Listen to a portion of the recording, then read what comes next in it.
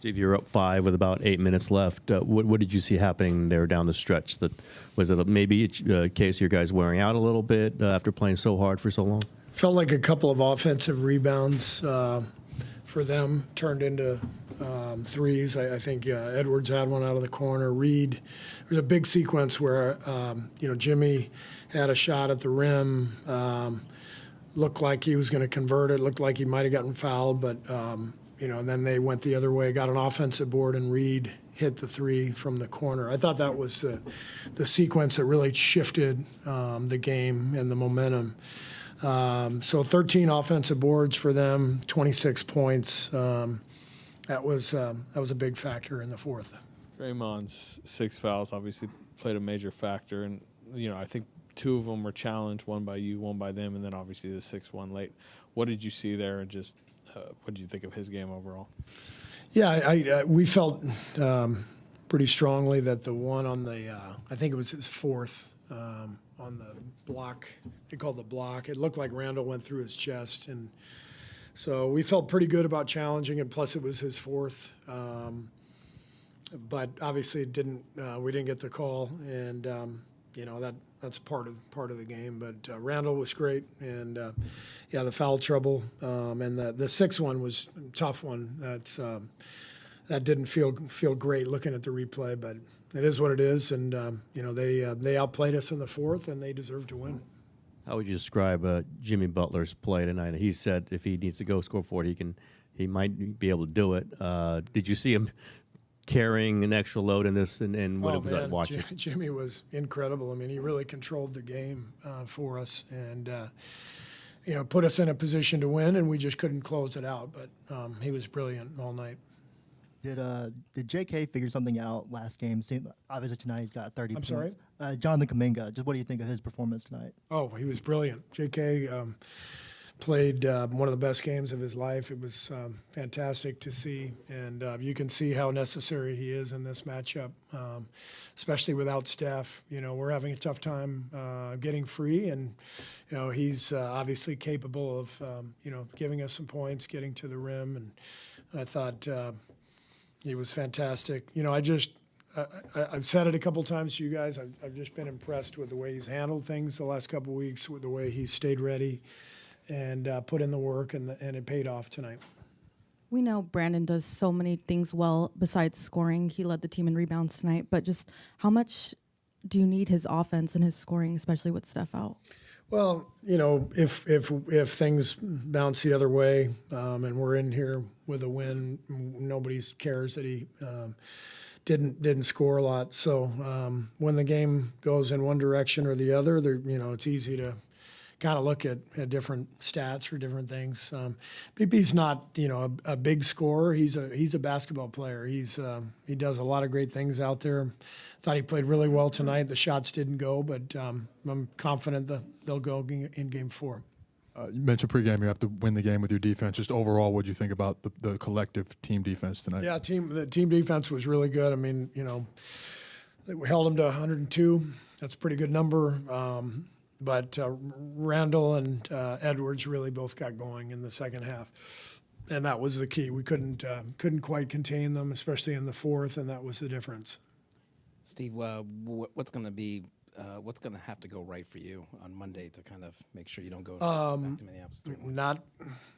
Not that much, really. Like, we're right there. We feel great about our chances, and this is what the playoffs are all about. There's these emotional swings and momentum shifts, and we just got to take tomorrow off and get the guys refreshed, recharged, and come back in Monday and tee it up again. Jimmy and Jonathan combined for 63 points. What did you think about them being on the floor together and complementing each other and each getting their attack?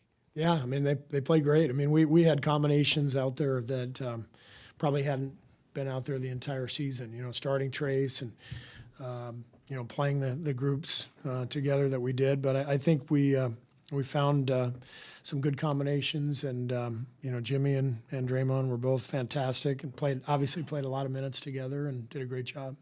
You only got up 23 threes. Yeah. I mean, obviously no Steph creates issues there. I mean, Are you just going to have to find a way to create more, or is this just almost the style you have? Yeah, I mean, it's hard to generate threes. I mean, you have to you have to gain an advantage and get rotations, and it's hard for us to do without Steph, without our point guard. In pick and rolls, and Jimmy obviously is creating plenty, but it's different. It's not the same level of stretching the defense out like Steph does, and so we've got to find ways to score more, to try to generate more shots, and we'll look at the tape and figure that out. Steve, you talked about looking for the formula without Steph, mixing and matching, and you guys have spent a lot of time on this. How close do you think you are?